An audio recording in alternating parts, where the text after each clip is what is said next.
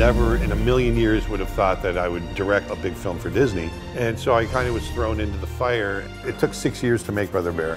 A lot of times that first version is horrible. You have to have the ability to kind of step out of yourself and go back to what was the original core vision. Yeah, this is so visually stunning. You're putting your anatomy skills on full display here. If you were to draw this creature, what's important to highlight, what isn't? Hey everybody, welcome back to another really special episode of Animators React, because we are joined by a special guest, Aaron Blaise. Hey. It's an honor to have you on the couch It's with us an honor today. to be here. I've watched this show so many times. I'm really excited. Aaron, could you tell us a little bit about yourself? Yes, I've been an animator for 35 years, and 21 of those years I was at Walt Disney Company, and it was there that I worked on The Rescuers Down Under. I worked on Aladdin, Beauty and the Beast, The Lion King, Pocahontas, Mulan, and I directed Brother Bear. Heck of a resume. Had a lot of movies, yes. Boy, I'm intimidated. Peter is joining us as well. Peter, by far, has animated more characters and creatures than anybody here at Corridor, so I cannot think of a better co-host today than Peter to join us.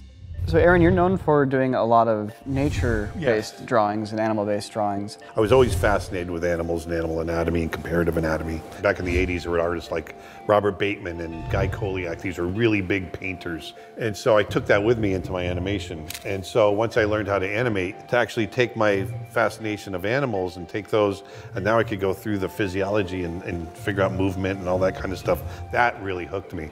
And you took that knowledge of animals and you applied it to Beast in Beauty and the Beast, you applied it to Raja in Aladdin, and you applied it to Nala in The Lion King. So coming off of Lion King, you ended up moving from animator to director. What happened was, after we finished Mulan, we had a State of the Union of the studio. And the heads of the studio would just get up and say, hey, this is what we got in development. And they talked about this film called Bears. And me being the animal guy that I am, I just went, ooh, my ears perked up. And we were coming off of the success of The Lion King.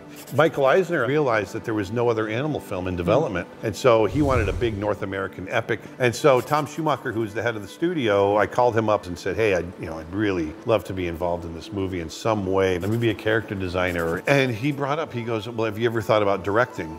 And I never had. I never in a million years would have thought that I would direct a big film for Disney. And as a matter of fact, several of the films that I had started on, the original director that started the film would get replaced by new directors, and they would finish the film. I was like, I'm on a good path as an animator, and I don't know if I want to put myself out there.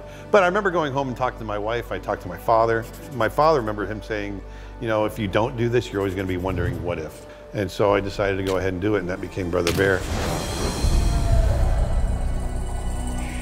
We went to Alaska several times and researched, and so all this stuff comes from direct research. There's a scene where they're up on a hillside where they're leaning into the wind, and the wind's holding them up. We were in Alaska in a place called Turnagain Arm, which is this little funnel valley that the wind just gets compressed and just flies down. Our producer, Chuck Williams, and myself got up on the edge of this cliff and just kind of leaned into the wind. Oh, wow. And it was we were holding our jackets out. And we're like, we got to put this in the movie. And so that became part of the movie. We talked about going on these research trips, and people are like, why don't you just go on Google? But there's something about, you go to the place and you smell the smells and you go through these experiences that spark ideas that become part of the story. So Aaron, I would assume that if you're making an entire film about bears, first you would need to closely study real bears and figure out how they move. If you were to draw this creature, what would you bring to the page? What would you ignore? What's important to highlight, what isn't? When you're looking at four-legged animals, 90% of the time their pattern is consistent. Look at the head, and then you got the overlap of the neck in front of the head. You got the overlap of that line of the shoulder. You see the line of the shoulder in front of the neck, and then the transition into the belly, and then you go into the hips where the leg comes up. And you got the pelvis and the back legs, and you got the tail. So it's those 6 elements that I'm always talking about, and you see that with every animal. When you start those films, you already have the general knowledge of, well, this is a 4-legged pattern, and then you study the animal enough to understand the anatomy. So like with a grizzly bear, they're huge and heavily muscled in the shoulders, and they got lots of blubber on them. So where a cat moves really fluid, a grizzly bear goes through the same pattern, but it's and with each step you see a jiggle in the meat and the fat and all these things. That's what makes a grizzly bear a grizzly bear. So you're confident in your ability to animate these animals, but what about your confidence in being a first-time director? I thought I knew how to make an animated movie. I'd made 7 of them at this point, or been a part of making 7 of them. And so I kind of was thrown into the fire. I came in early and I was doing a lot of storyboarding, because we would storyboard these movies 3 or 4 times before we'd start making them. You want to make sure you're making the right film, right? We cut it together, we cut sound, we cut scratch dialogue, we try to make it a movie, and we cut it to the length of that we want to see it. A lot of times that first version is horrible. Well, it's a beautiful thing about animation, you know, nothing's set in stone. Right. The beauty of this is that we haven't made the film yet. All we've done is storyboard. So you take it down, you break it apart, you fix the parts that are broken, you keep the parts that are working, you put it back together again, and you watch it again. Oh, now it's less broken. You have to have the ability to kind of step out of yourself and go back to what was the original core vision, and what was that original spark, what was that original thing, and how have we drifted off of that? We knew it was a transformation, we knew it was a character being flawed in the beginning and becoming whole in the end, but we weren't quite sure what was the vehicle that we were going to tell this in. And so 9/11 happened. And after 9/11 happened, there was this huge influx of hate crimes against Muslim people in the United States. And it really affected me in a way that I started thinking about, you know, these people that are just living their lives. And I remember going in and sitting down with the story team and talking about this, and this became this big emotional discussion. And so we put it into the story.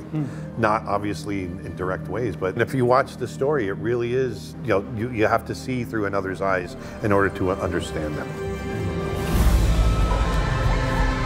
So we're watching the transformation right now. This is after Kenai has killed a bear responsible for the death of his brother. We knew we wanted a big, visually crazy transformation to happen here, but we had no idea how to do it. And a guy named Richie Chavez, who was just an amazing artist, he took about 6 weeks, and in pastels, he did these storyboards of key moments all the way through the sequence, which turned into this. Yeah, this is so visually stunning. Oh, thanks. What was nice on top of this, so we had that was the visual side of things. We wanted this to be a song as well. So Phil Collins, who did the music, he wrote the lyrics all about, you know, seeing through another's eyes and seeing anew. But we wanted to have this spiritual kind of ethereal kind of feel. So him actually singing English words kind of killed it. So we took his lyrics and we sent them to the University of Alaska, where they translated it into Inuit. Wow. And then we brought that and we went to the Bulgarian Women's Choir. And we had them sing it phonetically. And so the voices you hear in here is the Bulgarian Women's Choir singing Inuit. Oh, that's crazy. That's a lot of crazy collaboration. Yeah, it was such a cool, synergistic thing. And so the end product was this really spiritual feel. After the transformation sequence, you have an interesting choice here, which is to change the aspect ratio of the entire film. You know, it goes out to a 2:4:4 aspect ratio. Wow. It goes really widescreen. Before that, it's 1:8:5. So the only way you can do that and get the full effect of it is that in the beginning, you're just ending up with a box in the middle of your screen. Oh, wow. And they were afraid that people were going to think they weren't getting the whole movie. And some people did complain about that. That makes sense though, because I imagine the effect you wanted is to enlarge it, and so as opposed to just cropping the other stuff, you make it smaller and then you can blow it up. And you know, everything's done for a reason, and so it's all in the service of story. So the whole point of the story, the theme of the story, is to see through another's eyes, to understand the world from another point of view. And so we thought when Kenai turns into a bear, he's literally seeing the world in a completely bigger, different way. We literally made his view bigger. And the other thing too, it's not just the aspect ratio, but the palette. Really? The first act of the film, the palette is all toned down, muted colors. That's a really powerful effect. The audience is actually seeing the film in a new way now too. Oh, gee, I think he's looking over here. Oh, let's beat it. This way. No, this way. The Moose, great characters. They're voiced by Rick Moranis and Dave Thomas. Back in the 70s, Canada had their version of Saturday Night Live. It was called SCTV. Welcome to the Great White North. I'm Bob McKenzie. This is my brother, Doug. Rick Moranis and Dave Thomas, they came up with these two characters that are kind of like these Canadian beer-drinking guys. My directing partner was Bob Walker, who's Canadian. And we loved them as kids. They were super funny. And so by the time we were making these moose that lived up in the Canadian region, we were like, oh, oh, we got to get Bob and Doug, we got to get Bob and Doug. So when you hear them talk, it's the same skit. Well, gee, eh? You're one big beaver. Don't kid me. The characters, beautifully animated by Bruce Johnson and Tony Stanley. Look at the geometry on those antlers. Oh my God, I can't imagine. One of the things you're going to notice is they're rock solid. Because the antlers were built in 3D, and then they would place them, and then they'd trace over them, and then they would draw the in-betweens. So it was that was a mixture of computer and hand-drawn, but in a completely unique way. Well, it totally fits. You know, drawing the in-betweens by hand really sells it. I am so blown away by these painted backgrounds. We had an artist in our group named JG, and this is his natural painting style. When he goes out and does landscapes, this is what he paints like. And so... This is what I paint like. Yeah. Can't help it. By and large, it was all traditionally painted in acrylic. Do these background paintings exist like in an art gallery anywhere? No, there's a place called the Animation Research Library, or the way we call it, the morgue. And it's all temperature controlled. It's about 50 degrees in there. Keep everything, it's really dry, there's no humidity, and everyone has to wear gloves. Every piece of art, all the way from Steamboat Willie to now, is housed in that warehouse. Wow. And it's all broken up by film. Imagine how much art there must be. Yeah. And it's not just the production art, it's all the development art, it's all the storyboard art, it's everything. There's an estimate that with each feature film, there's about 1 million pieces of art that are created with story sketches, layout drawings, all that sort of thing. And so imagine 100 movies with 1 million pieces of art, so there's 100 million pieces of art in that building. It's crazy. I'm here tonight to present the award for Best Animated Feature. Brother Bear was nominated for Best Animated Feature. We went up against Finding Nemo, so we didn't stand a chance. So Nemo won, and it was awesome to be there. And everyone says, you know, it's just awesome to be nominated. It really was. So you have this whole film you made, this whole huge art endeavor. Did you want to keep directing? Brother Bear, it took 6 years to make Brother Bear. It didn't perform as big as we had hoped, but it wasn't a bomb though either. Right after Brother Bear came out, that was when the transition going into 3D started happening. And so right about this time, Disney, they decided to kind of consolidate. They shut down the Florida studio. They laid off 350 people. They laid off everybody except about 10 of us. And I had a new contract to develop a new movie. It was going to be a CG film. It was a film called King of the Elves. But then in 2005, my wife Karen was diagnosed with breast cancer. And you can imagine, you know, trying to direct a movie and then having someone that's as sick as that, it just doesn't work very well. And it got to the point where she wasn't getting better. Eventually in 2007, she passed away. And I was just absolutely devastated. I went from this guy that was loving filmmaking to just dreading getting up every day. I'd been with Disney for 21 years and I quit. I loved working for Disney. But I said, I need to find myself again. I don't know who I am. I mean, the first thing I am is an artist. And I'm not even that. And I need to find that again. I thought about my wife that had passed away. I wanted to do something that would make her proud. And that's when I started Creature Art Teacher. And now we're slowly transitioning back into making movies, but making our own movies. We're doing a short film. It's a 10-minute film called Snow Bear, ironically enough. And I swear I did not plan this. Dude, enough but with it's the another bears. bear. I swear, we went from Brother Bear to Snow Bear. And I wanted to create something that we could create on our own because I wanted to do the backgrounds. I wanted to do everything.